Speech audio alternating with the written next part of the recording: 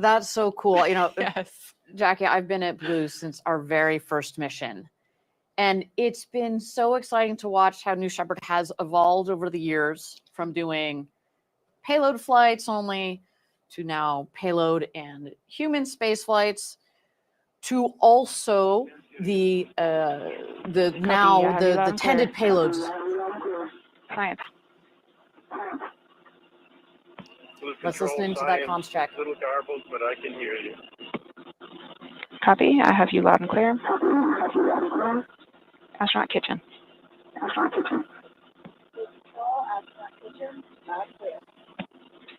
Copy. Phoenix.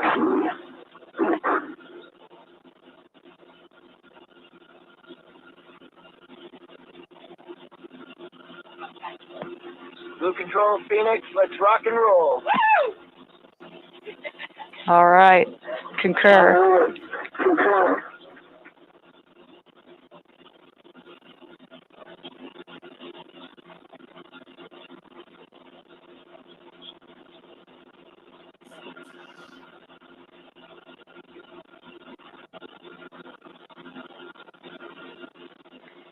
Crew, we are at T-minus 22 minutes and counting. As we proceed, I'll do my best to keep you updated, but for now, just sit back and relax. All right, Jackie, we just heard it there. Our comms team our capsule communicator has confirmed with the astronaut crew that the comm system is working and ready to go, and they're coming in clear. You can tell they are ready to rock and roll. They're ready to get on this flight and go to space. There were some energetic voices there, which we always love to hear during a Capcom check. That's very, very exciting. Very positive. They've got to be jacked. That is super, super exciting. So we heard from all 6 of them. We were just talking actually before we got into the comms check here about Rob Furl and his experiments. And we've gone from payloads to astronaut flights and now tended payload flights. And that's really, we talked about it since the beginning of this program, is that's where we wanted to end up, because it's a really important pipeline for these researchers that sometimes you don't necessarily want or need your experiment to go all the way up to the International Space Station. You need a couple of minutes of some really clean G's. Maybe that's going to expand your technical readiness level to then go to the International Space Station. So it's nice to have this as a stepping stone. Truly, and it's been a long time coming. Like I mentioned, a lot of us at Blue, but honestly, the bigger community, Rob and Annalisa, so many people, at so many different institutions and at NASA have been looking forward to seeing this kind of flight happen. And we hope to see so many more in the future. Like, I think it's so amazing that Rob and his team flew multiple payloads on our uncrewed missions. And now for Rob to get to fly with his science is just absolutely exciting.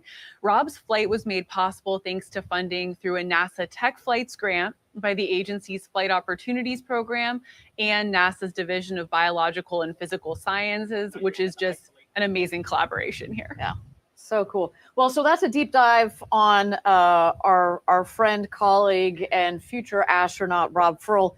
Let's meet the rest of the crew. We're at T-minus 20 minutes to go until left off for New Shepard's 26th mission, our 8th human space flight. Who are astronauts number 38 through 43? Kick it off, The Jackie. true stars of the show. Exactly. I'm happy to. In seat number 1, we have Ephraim Rabin. Ephraim is an entrepreneur and philanthropist. His company has revolutionized supply chains for raw materials around the world. He's a race car driver, chef, avid skier, adventurer, and soon-to-be astronaut. Quite a catalog there. In seat number 2 is Nicolina Elric, a philanthropist, entrepreneur, and advocate for STEAM, which stands for Science, Technology, Engineering, the Arts, and Mathematics. She's dedicated her life to mentoring aspiring entrepreneurs. She's a spirited explorer and has a lifelong passion for aviation. She's a certified helicopter pilot, and boy, she's going a little bit higher, and we'll have quite a beautiful view today. She's going to have a spectacular view. Let's keep on going. Seat number 3, we've got Eugene Grin. He was born in Ukraine and emigrated to the U.S. in the late 70s to start his career in real estate and finance. He lives in upstate New York as a passionate traveler And let me tell you, he's going to add a pretty cool destination. I was going to say to his passport, but not really to his passport. I guess we need to offer stamps. We need to get on that stamp game. Good idea, Jackie. All right. See number 4, Professor Rob Furl. We learned about him just a moment ago. He's the director of the Astreas Space Institute at University of Florida. He and his team have the space plant at the Space Plants Lab have flown 5 experiments on New Shepard already. So he is a veteran of the New Shepard program. But all of this is in an effort to study how living organisms respond to extreme conditions. Can't wait to see how that research comes out today. That is one research paper I will be reading. I'm marking it now. Do that. I'm marking it now. In seat number 5, we have Carson Kitchen. She's poised to make history today as the youngest woman ever to cross the Kármán line. She's a senior at University of North Carolina, Chapel Hill. And earlier this year, she founded Orbitel, an incredible initiative to encourage young women and girls to pursue careers in the space industry. Fun fact about Carson, she is part of a space family and is the daughter of another New Shepard astronaut, Jim Kitchen.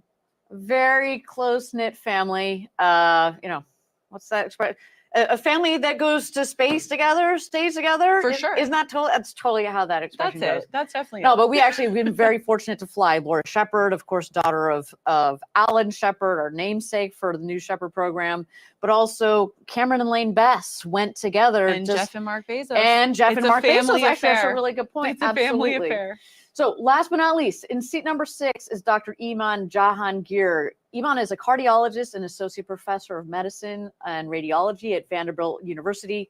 His flight today was made possible by Moondow, an organization whose mission is to accelerate a multiplanetary future. So that's our crew today, 6 incredible people who are ready for the ride of their life. All right, we are at T-minus 16 minutes and 45 seconds to go until our 26th mission of the New Shepard program, the 8th human space flight in our program. And it is really, as we were talking about the evolution of the New Shepard program, it is just fantastic to see as we continue to open doors for more people in this space frontier. Okay. We are at T-minus 16 minutes to go until launch. We've got our 6 astronauts that are in the crew capsule, and they are buckled in. We've gone through our Capcom checks. And why don't we send it over to the rocket for a moment as we listen in and get ready for New Shepard's launch to space today.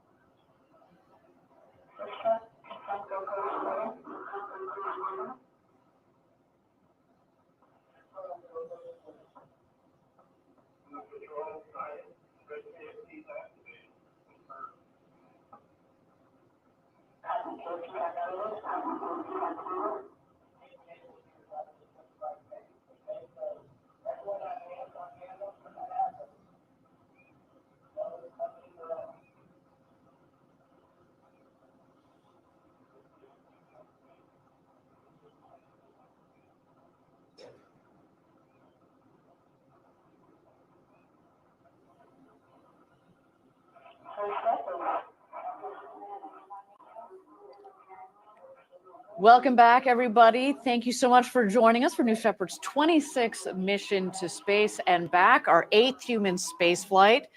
We've got astronauts number 38 through 43 of the New Shepard program, all buckled in and ready to go for their flight to space today. Now, talking about this crew made their very own postcards. We're talking about this postcard program for the Club for the Future. That's our nonprofit. So as part of the tradition, they made their own postcards that will fly to space. Every time we fly astronauts, each one of them creates their own postcard to take with them. We love this. You get to see the artistic side of them. There's Nicolina. These people tend to be a lot better astronauts than I am. A lot better artists than I am. So I'm always a little bit jealous. Now, the reason why we fly these postcards is we want to make space more accessible, primarily to students. Again, this is through our Club for the Future program. We want to see kids around the world get engaged in STEAM, science, technology, engineering, arts, and math. To make the Club for the Future program even more accessible, we recently launched an online way for students to draw digital postcards and send their art to space on New Shepard. If you want to participate in this program to create some inspiring art that literally goes to space, this is a great way to jump in. Anyone can do it. It's free, it's easy, it's just super fun. Go ahead to draw.clubforthefuture.org and you can sketch your idea from the app to space. I love it. There's a lot to be said for that Yes. tangible card that's gone to space. But I also love how we're opening up more broadly so that anybody around the world can send something to space and back. Really inspiring. I wish I had that program when I was growing up. Me too. And things are also ramping up for our initiative with Space for All, our nonprofit Club for the Future, and its elite partners, Women in Aerospace, AIAA, and the Space Foundation, are rolling out a multi-year campaign that will help educate and inform audiences about the why. Why do we go to space? What are the benefits? This campaign is really special because it aligns with the White House Interagency Roadmap. And the goal of that is to increase space-related STEAM education for all children, no matter who they are, where they're from. You know, Ariane, as this campaign begins to unfold, we're going to see the collective power of these, space super organizations coming together for good. So stay tuned for more Space for All activities. It's going to be exciting. It's great to see other, lack of a better term, like-minded organizations, as you said, pulling their superpowers together to open up space for the next generation. We're building the road. They're going to have to build on top of it in space. Okay, we're at T-minus 12 minutes to go until launch. Let's take a look at the flight profile of what the astronauts are going to be flying today on New Shepard. Right, and it's a suborbital vehicle, as we've discussed, which is just a fantastic way to experience space because, we've said it again and again, but it's so accessible. It's open to everyone, not just traditional professional astronauts. It's a straight up, straight down flight path, about 15 minutes. So again, for everyday people in smaller organizations and universities to fly payloads and experiment at a smaller scale than, like you said, going to the International Space Station, which is amazing, but it's just a much bigger undertaking. And, this way you can get your results back same day you launch them to space. You can go to space on a 15-minute journey. Again, just everyday people. It's beautiful, clean G's, simple up, simple back down over the Kármán line. Let's check out this video and learn a little bit more. 7, 6. New Shepard's mission 5, begins when the 4, countdown clock reaches 0. 2, 1, 0. At this point, the engine will start and the rocket will lift off of the pad. It will continue under the boost phase for about 2.5 minutes until main engine cutoff. 20 seconds later, the crew capsule will separate from the booster and the astronauts will unharness and enjoy 0G. The crew capsule will continue past the Kármán line to an ultimate apogee of 350,000 feet, or 100 kilometers. The booster will autonomously land on the landing pad, ready to be prepped for its next flight. Around 3.5 minutes after separation, the crew capsule will begin to re-enter Earth's atmosphere. Parachutes will deploy around an altitude of 7,000 feet, or 2,100 meters, providing a nice, slow descent back to Earth.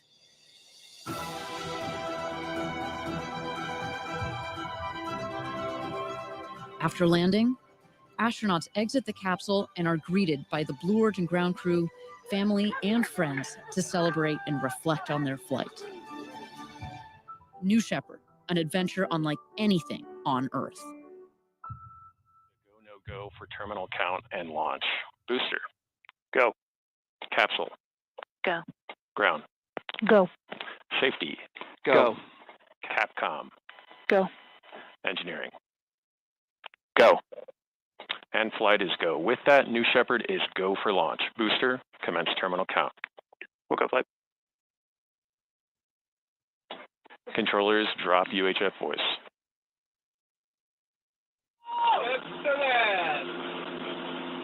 8 minutes, guys. 9 minutes. Good still. My heart is definitely racing, but I'm very happy. And booster, I see all threes for trajectory index. All right, and you heard it there, our go, no go poll. We are go for launch. You also heard again, our astronauts are in there. They are ready to rock and roll. It's game on, and I hear some excited cheers from inside. It is truly go time. Yeah. Yeah, I mean, we sit here at the desk and we've got all this adrenaline. I can't imagine being in that capsule right now. Is their dreams, they're all coming down to this one moment. Super exciting. Okay, we're at T-minus 8 minutes ago until launch for New Shepard's 26th mission, our 8 human space flight. Let's talk about the vehicle carrying those 6 astronauts up, our crew capsule called the RSS First Step. Jackie, we love a good astronaut in the space industry. You wanna talk us through that name? I'm happy to, and this probably won't even be the last acronym today. No. We love acronyms in space. RSS means reusable spaceship. This capsule in today's flight has already flown to space and back 9 times. We achieve our long-term vision by building reusable vehicles. Fun trivia fact for those playing along: 99% of New Shepard's dry mass is reused, everything from the crew capsule to the booster to the engines and parachutes. Our vehicle, New Shepard, is currently designed for 25 missions, but we are striving to quadruple that number as the program continues. I'm taking that 99% number to pub trivia night on Tuesday. I'll see the non-alcoholic beer for everybody. It's okay. It's okay. But seriously, getting back to that number of 99% and 25 usable, 25 flights on the usable booster, trying to quadruple that. Reusability is so important. Not only does it reduce the cost of access to space and space travel, but it also significantly reduces the waste. It's just much kinder. Our vision is millions of people living and working in space for the benefit of Earth. So we got to make sure that our program also fits into that vision. So continuing the trivia facts to that end, New Shepard's engine is fueled by a highly efficient combination of liquid oxygen and hydrogen. So during the flight, the only byproduct of that, again, maybe going to chemistry now, not biology, but the byproduct of that is water vapor. Yeah. So for all of you at home today, when you see that white plume coming out of the base of the rocket, that will be steam. Right. And so it's a much cleaner engine than a lot of the traditional rocket engines that have been used in the past. Okay, we're at T-minus 6 minutes to go until launch. We've got some really cool footage here from the training that our astronauts went through over the last couple of days. So our astronauts joined us about 3 days ago down in West Texas, and then they spend 2 days going through extensive training. So we go through ingress, how do you get into the rocket, egress, how do you get out of your seats and your harnesses, but also out of the capsule itself. We go through emergency procedures. We want to make sure that our team feels comfortable if anything were to happen. And it preps you for those sights and sounds, right? A booster is an active machine, right? That you're on. It's alive. Right. And so those sights and sounds are a really important part of training that they're being prepared for. So I am, thank my lucky stars. While I have not been an astronaut yet, Yet is the operative word there. Is the operative word there. I have gone through the entire New Shepard training program, the hospitality program. Next time, girl, you can come with me. But it by the end, basically, I did everything minus get on into the capsule and go to space and back. And by the end of it, I felt so comfortable, like I could go. And you get, as you said, comfortable with the vehicle. But then also you get to meet the team, not only your crew member 7s that we've talked extensively about, but also the designers, the operators. You go to mission control, you go to the barn, which is where we keep and maintain the vehicles. This is, there's a lot of thought that has been put into that training program. And, I can't give enough kudos to the entire team, also to the crew member 7s that are kind of the face of it as well. There's a really good balance of making sure you've got enough information, but you also know that now you don't need to know everything that's going on, you know, behind the scenes. I'm happy to tell you, but like, you don't need all that. We want you to feel comfortable so you can also just lay back, enjoy the flight. And in that Rob's view. case, do your science. And in Rob's case, do your science. No, it's a really good point. Okay, we're at T-minus 3.5 minutes to go until this flight. Super excited. Again, there's nothing like a rocket launch and a countdown clock to get you going in the middle of the week at, 3 o'clock in the morning. But at T-minus 2 minutes here, what we're going to see is the vehicle is going to go into its built-in test. So what we call our bit checks, but those are actually driven by the vehicle itself. So it's a fully autonomous vehicle from T-minus 2 minutes through the launch and landing. Of course, we've got our team, as you've seen there on the on your screen in mission control. They've got their eyes glued to their screens, making sure that everything is within bounds. But the vehicle is driving itself. And so what we're going to see here in a minute, the most visible part of it, the fins at the base of the vehicle, those are going to gimbal back and forth. 4 of those fins, 1 on each quadrant. And then you will also see the nozzle. It's kind of hidden in your screen right there. Hopefully we'll get a peek. Also will gimbal back and forth. Those 2 subsystems work together in conjunction to guide the vehicle up. But as it's a reusable rocket, it will fly back down to its landing pad, just 2 miles north from which it takes off. And it's a really beautiful vehicle to watch it work in real life. And so that is what we're about to check out here. Let's tune into the rocket as she gets ready for her 26th mission of this program, the 8th human spaceflight.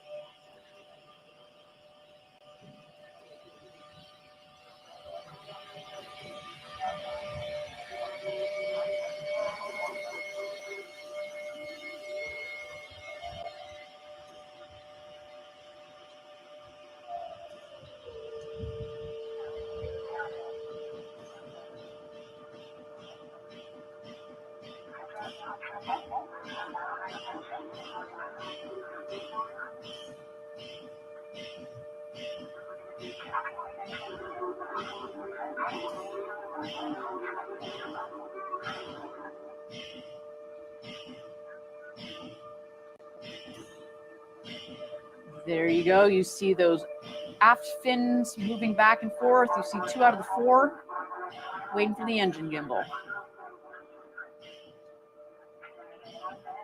There you go, peeking out bottom left of your screen. Jackie, this rocket is looking good and ready for launch this morning.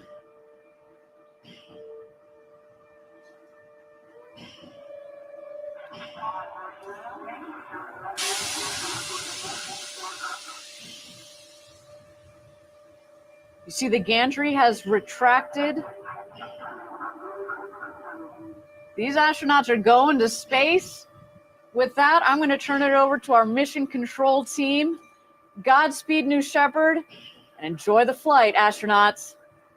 See you when you get home. T-minus 10, 9, 7, 6, 5, 4. Just start. 2, 1.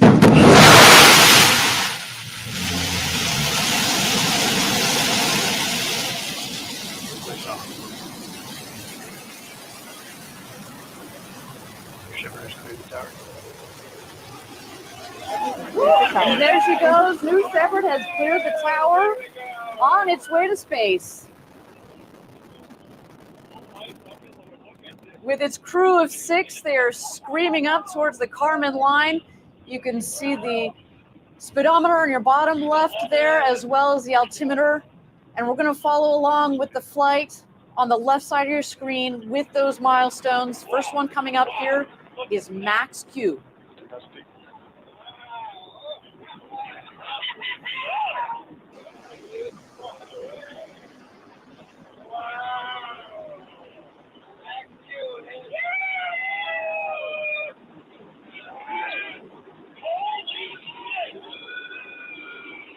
Max Q has been confirmed.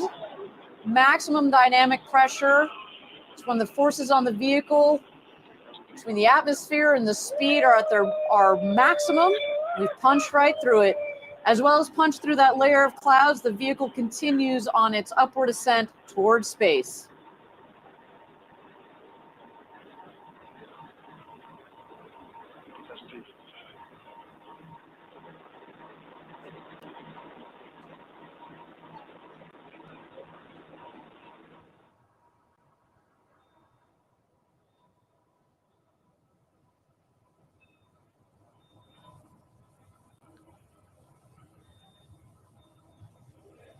If you are just joining us, we've had a clean liftoff of New Shepard's 26th flight in this program. We are witnessing the 8th human space flight of New Shepard. We have astronauts 38 through 43 on the vehicle on its way to space. Our next milestone here is main engine cutoff. And what we'll witness is the speed will start to come down, but the altitude will continue to go up. When the speed hits 0, it means we have hit apogee.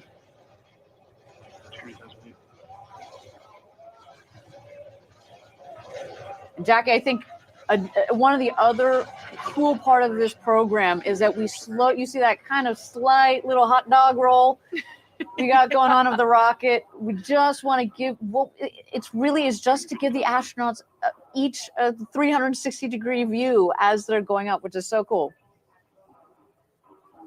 All right, main engine cutoff and separation have been confirmed.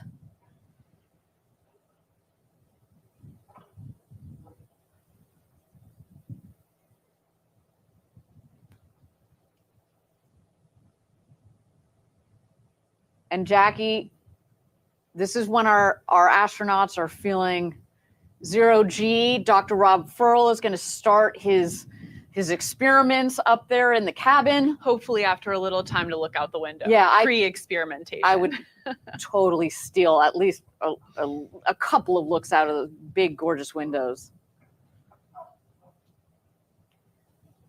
And again, we're coming up on apogee. You see that the speed is reducing. When it hits 0, that is when we've hit apogee. At this point, we are well over the Kármán line, about 328,000 or 328,000 feet or 100 kilometers up.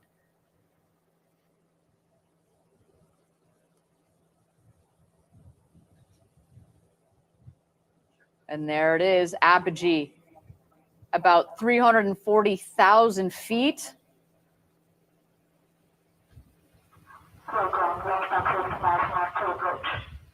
Jackie, can you imagine the view?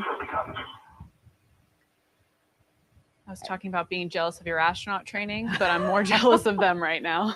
No, they're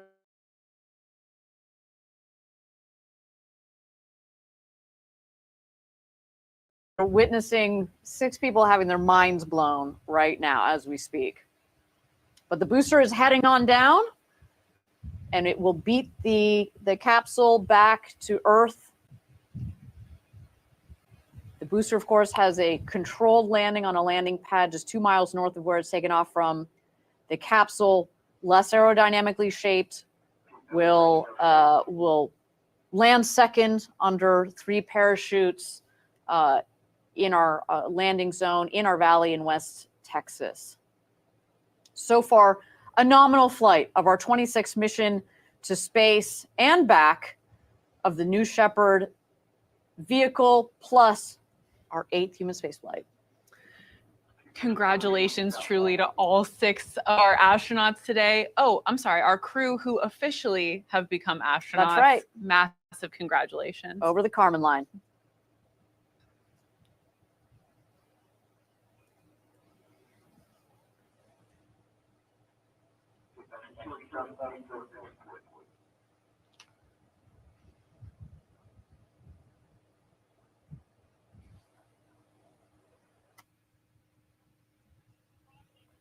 Wow. Phoenix, report status is P436.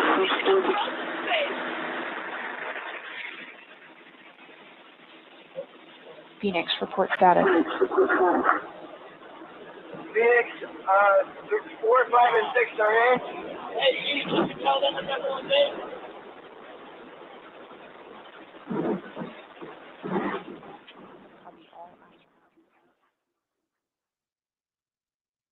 in. All 6 astronauts are back in their seat and the booster is screaming on home. Yeah, as we mentioned, that booster is going to return to Earth a lot faster than the capsule because of the aerodynamic nature of the crew capsule. It's coming back through the clouds. That's a sweet view of the booster as it's coming back through the atmosphere here.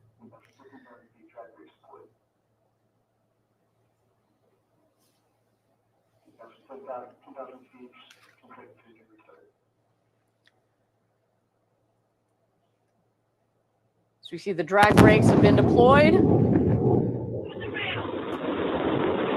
There's the relight of that BE-3 engine.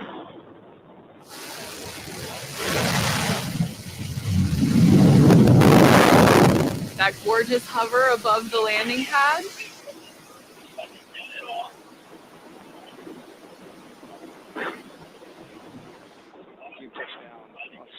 And booster touchdown, a successful touchdown of the booster for the NS-26 mission. Always a sight to see. Always a sight to see. I mean, it's been going thousands of miles per hour, and then it comes in landing. You see it just kind of hovers there at 5 miles an hour. It's such a smooth descent, and landing. And as a reminder to people, this is so critical to the reusability, because the smoother the landing, the less you jostle the rocket, the less you have to refurbish the rocket, the more uses you can get out of the rocket.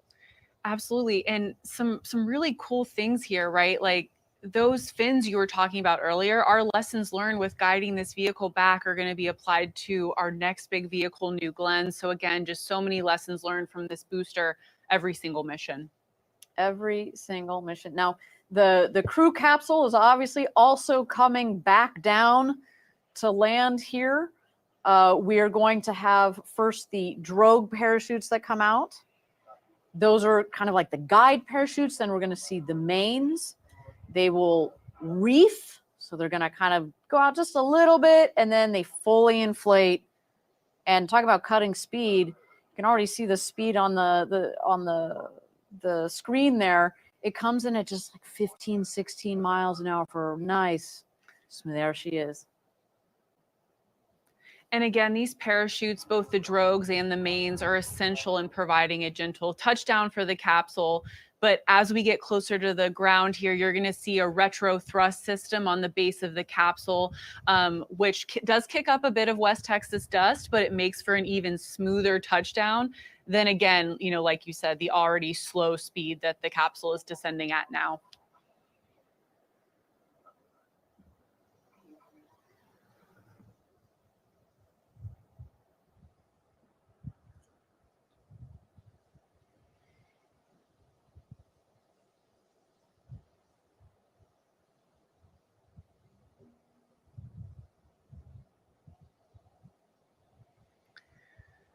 We're just 400 feet away from touchdown.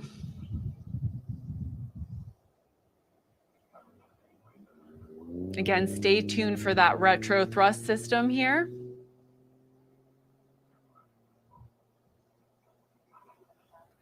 And crew capsule touchdown. Welcome home to the newest 6 astronauts, the Blue Steel team. Once more, what appears to be a completely smooth flight for New Shepard. Our booster touching down at the landing pad, and a soft landing for our latest crew. Just a beautiful flight, up and back. I mean, that is just one of the cleanest flights I've seen from this rocket. But behind every rocket is an extraordinary team. So a big shout out to the entire New Shepard program. What a beautiful flight today. And another congratulations to the 6 newest astronauts. What a day it has been. Now, our capsule recovery team is currently going to be driving out to the convoy to meet the capsule. They're going to safe the capsule and get ready to open the hatch and welcome our astronauts back home. And that convoy includes, obviously, you know, the vehicle team, the New Shepard professionals, but also the family members of our crew who, without a doubt, are excited to reunite with their loved ones, their newly minted astronauts. We saw it earlier in one of the videos, but some of those hugs when their astronauts come back to Earth are probably some of the most memorable, biggest hugs in a lifetime. There's some mean hugs. Those are some mean hugs. We've captured some mean hugs on these webcasts. Well, so talking about friends and family, you know, we talk. These people have dreamed of going to space for a long time, but with those sorts of dreams come friends and family that support in so many ways, emotional and otherwise. And on that note, while we're waiting for the recovery crew to make it out to the capsule, we were able a couple of days ago to have a chat with a very special former astronaut and someone who's got a tight connection with one of today's crew.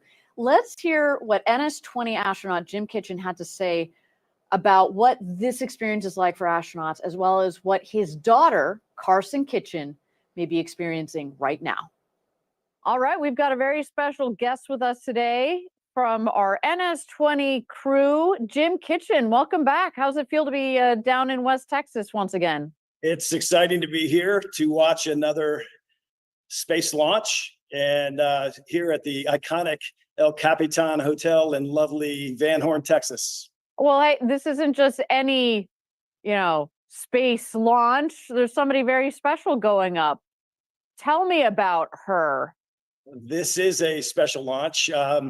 When she was a little girl, my daughter Carson, she told me definitively that she's going to be an astronaut. And here we are 15 years later, and she's actually going to be an astronaut in going to space in a couple of days. How obviously you're a very proud dad. There's got to be a lot of contradicting thoughts going through your head right now. What are you feeling? Yeah, well put. It's emotional. Her mom and I are here. Our family's coming. Our friends are coming. It's emotional to see someone that's wanted to go to space and is actually, a dream come true. And to be able to have that dream and to have it fulfilled is amazing. But I think about Alan Shepard in 1961 going to space, and then his daughter Laura Shepard doing that after. It's surreal to think that she and I are going to be have that in common. But it's such mixed feelings on this, because it's exciting, but we're also watching this with anticipation. Yeah, that's your baby. It's my baby. So have you spoken to Carson since she started her training? What's going through her head these days at this moment? It's one thing to be thinking about it when you're back at home. It's another thing once you get to Van Horn, it's real. Yeah, I saw her last night, and she's really excited. She's a very positive person. She looked at me and said, "Dad, of all of the people that have ever lived on this planet," and we talked about that number, it was 110 billion people, that she gets an opportunity to go to space. And she's dumbfounded by that. We were looking at the stars last night at the astronaut village, and she said, people since the dawn of humanity have wanted to go to space, and to actually be able to do that, be one of the first 700. There's only been 100 or so women that have done that. And so for her to be one of the youngest women, and the youngest woman to go past the Kármán line is surreal. But she's all business. She can't wait till launch day, and but she's just having the time of her life. She hugged me a couple times, and it's just like, I can't believe this is happening. But she's excited and very confident. Amazing. Well, talking about all business, your daughter, Carson, has found an amazing organization called Orbitel. Do you want to talk to us a little bit about the organization and its mission? In general, what she wants to do is just encourage young women to pursue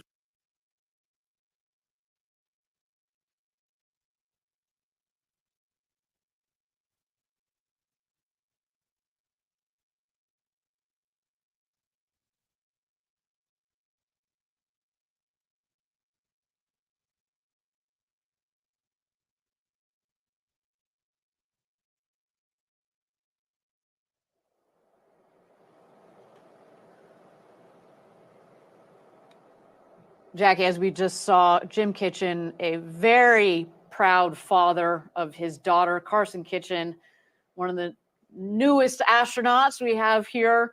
And what we see on the screen, we've got our recovery crew. The first person that ran out there was Sarah Knights, our crew member 7.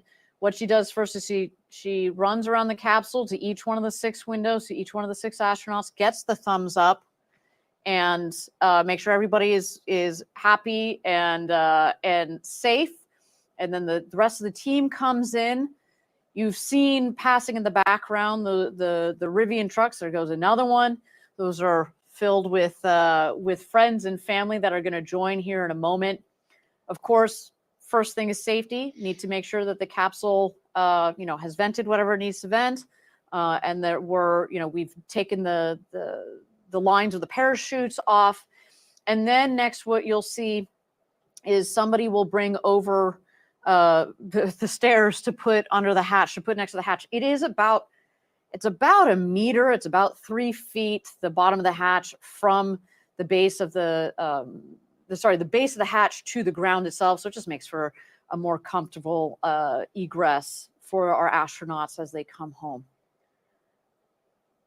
The capsule there seems to have found a really nice clear spot in our desert to land. How convenient. I've been out there with the team trying to detangle the parachute lines from the brush that's out there. And that is, if you like taking out knots, if you're one of those odd people that really enjoys that and finds that. I am not one of those. No, I'm not one of those either. If you find that Personally. stress relieving, you should come join our team. But no, not today. It is a nice clean landing of the crew capsule. You see the stairs have been put there. So we're just moments away here from the egress of our astronauts and the welcome home from their friends and family. Let's take a look.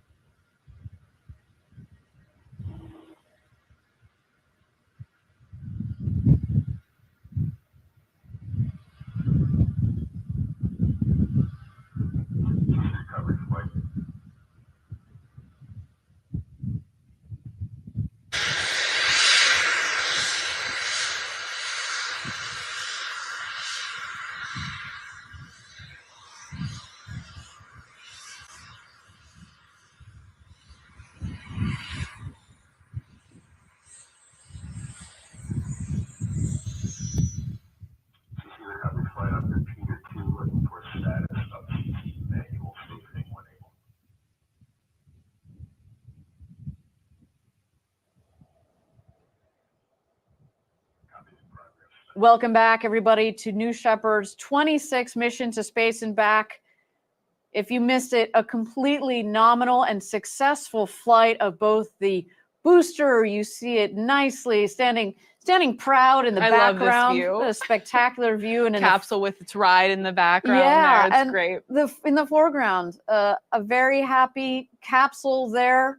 Our safety crew is safing the vehicle, making sure everything is vented, making sure the parachute lines are detached. We have the stairs that are all set up there. We're waiting for the astronauts to egress. We've got the additional vehicles that are rolling in here with friends and family. And inside that capsule, Jackie, we've got 6 of the newest astronauts. I mean, this view for me never gets old. I've been here 10 years. This is the 8th one of these we've done. More than 40 astronauts we've supported going to space. God, There are those family and friends getting over there, getting ready for those big hugs that we were talking about earlier.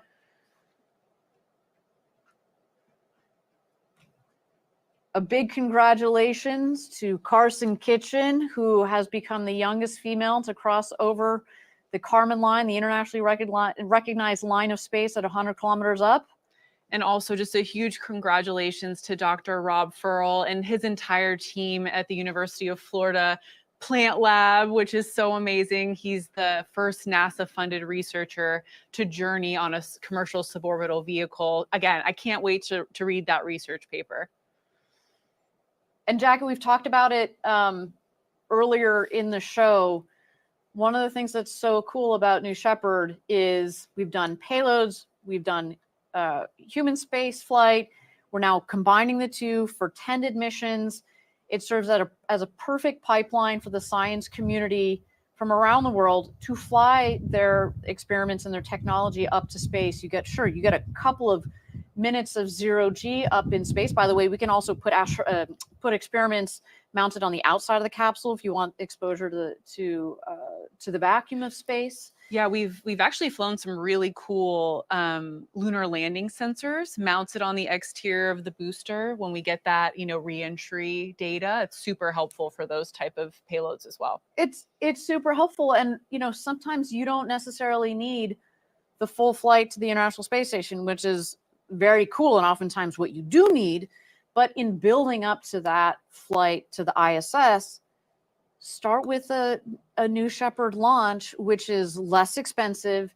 You get your science back immediately. You can do it again and then get ready to go to fly. So, this is the first, I hope, of many, many human-tended experiments to go on New Shepard.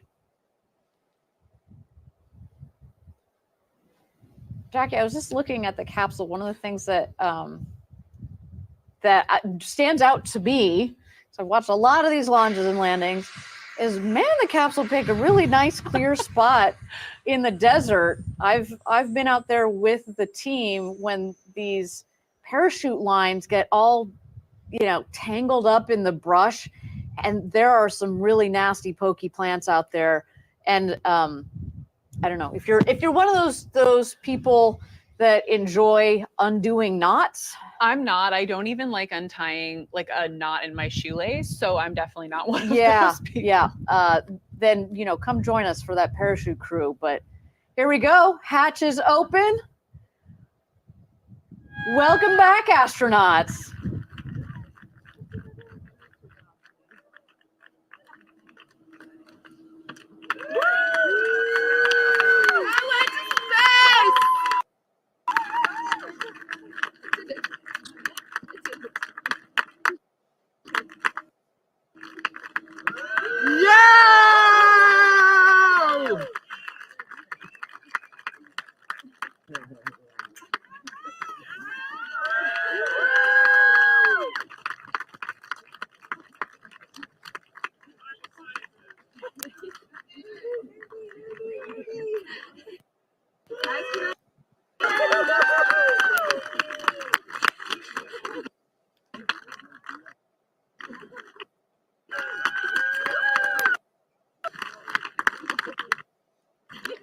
Seeing a lot of smiles, a lot of jubilance here. Oh, that is love. That is emotion. How are you feeling? Yeah.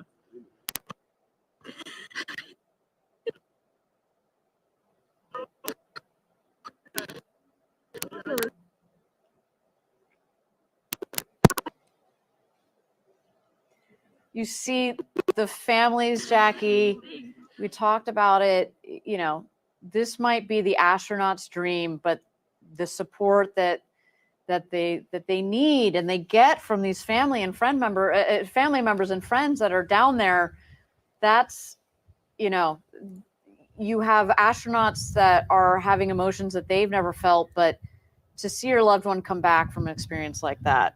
Right. It's And like amazing. we said earlier, spaceflight on New Shepard has kind of become a family affair. So seeing that hug between New Shepard astronaut Jim Kitchen and his daughter Carson, really just such a special moment, really hitting that point home in a very unique way.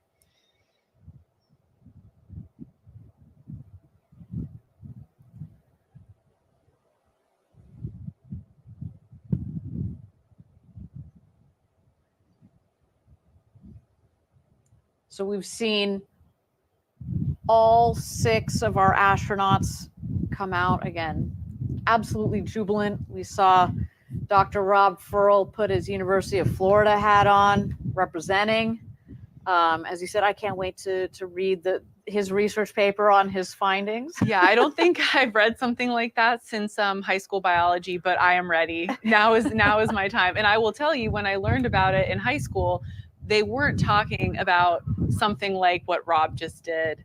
And so I'm very, very excited for what's to come out of that and the potentially huge impact on science and research. It's just so exciting. It's wonderful what boundaries a program like New Shepard can press forward. Obviously, we're looking forward to the next generation, which is New Glenn, our big orbital rocket that will be launching for the first time later this year, and all the doors that it's going to open. Absolutely. And again, you know, really the lessons learned from New Shepard are so applicable to everything we've been doing on New Glenn. We mentioned the fins earlier as just an example, but even with mission operations, right? Conducting a mission like NS-26, all of those lessons learned are directly applicable to our mission operators for New Glenn here in just a few months. And I mean, I can't wait for that day, Jackie. That is, I mean, think about the emotion that we're feeling here today. I'm going to make an analogy. Please bear with me. It's going to be a bit tortured here. I'm ready for it. 110,000 pounds of thrust on the BE-3 engine. You take that and you multiply it by 35, 3.85 million pounds of thrust on the base of the New Glenn rocket. Now you're doing math. So over the course of this webcast, we've hit biology, chemistry, and mathematics. So I just wanted to acknowledge that. We're hitting all those STEAM landmarks. We are. But, you know, that is it is going to be at least 35 times as, you know, as exciting, and the rumble that's going to happen down there at the Cape. I mean, it is going to be huge. It is going to be absolutely huge. You know, and by the way, just like New Shepard, it will evolve to take humans on board. And this same emotion, you're going to see that after astronauts have gone to space, gone to the moon. I mean, it's what we're doing here at Blue Origin is no, I just feel very fortunate to be part of the program, part of the company. Yeah, I have to tell you, Ariane, back about 8 years ago when I joined Blue, the real, you know, thing that tipped it over for me was the people here at Blue, and you were one of them back in the day. Oh, stop. Truly, Jackie and still Cortez. are to this day. So thank you, That's so sweet of Ariane. you.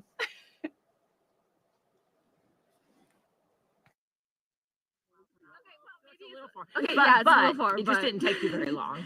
No, it didn't take you long at all. I know the contrast between you. I mean, you kind of black out. Oh yeah. Yeah, I did. Thank you so much. Fun. Welcome, astronaut. It's great. That was.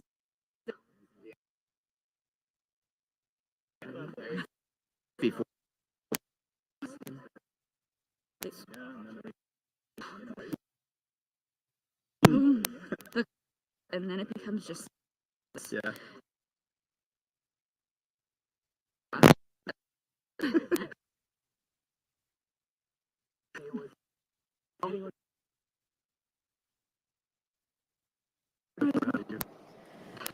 So they're getting a couple of insights from Carson Kitchen. Obviously, the audio's a little patchy out there. Mom helped you out. Yes, so were you yelling like somebody helped you? But Hold the countdown. Rob, I didn't hear the final number. Did you see the final number? I- With us?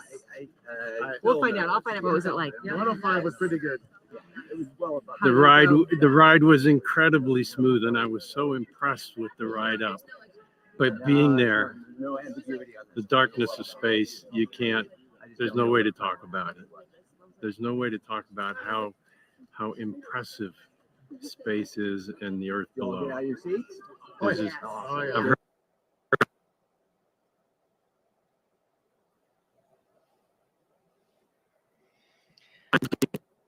Again, yeah, understanding this audio is a little shaky here, but again, we'll get all of these amazing reactions on our socials science clearly, went well. so staying tuned for that after the everything mission. worked the way it was supposed to. The hours, weeks, and months of preparation all went real well.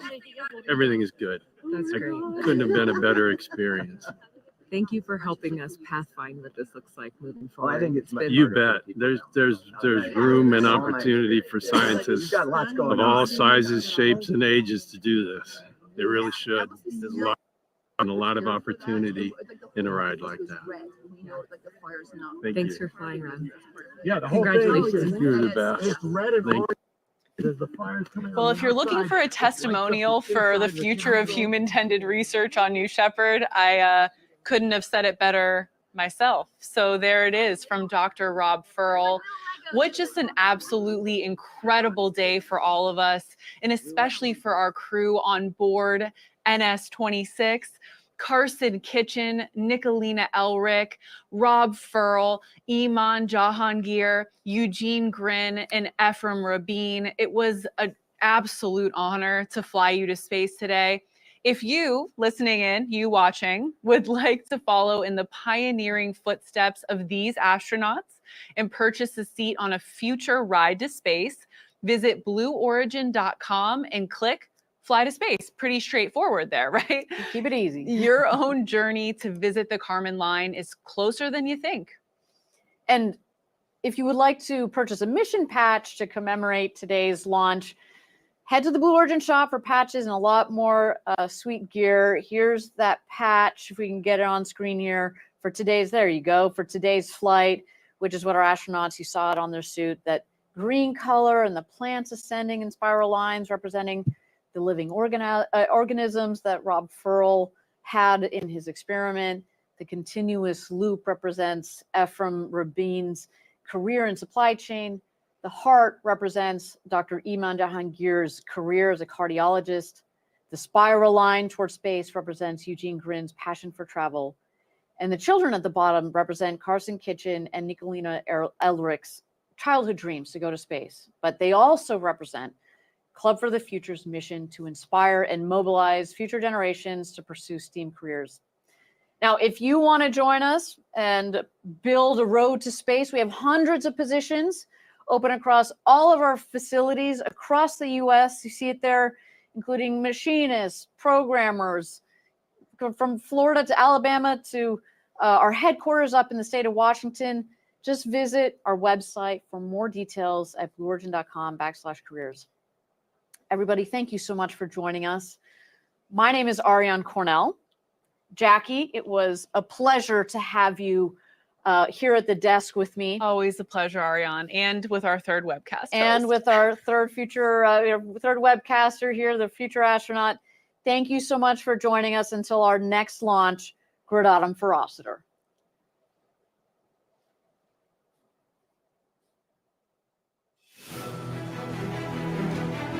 Have you ever dreamed of going to space and gazing back on Earth through some of the largest windows that have ever flown in space?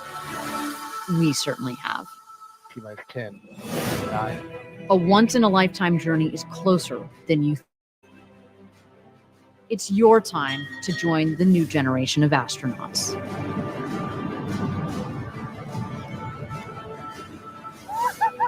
To book your flight, visit blueorigin.com and click Fly to Space. Tell us as much as you can about yourself. We welcome you to the final frontier.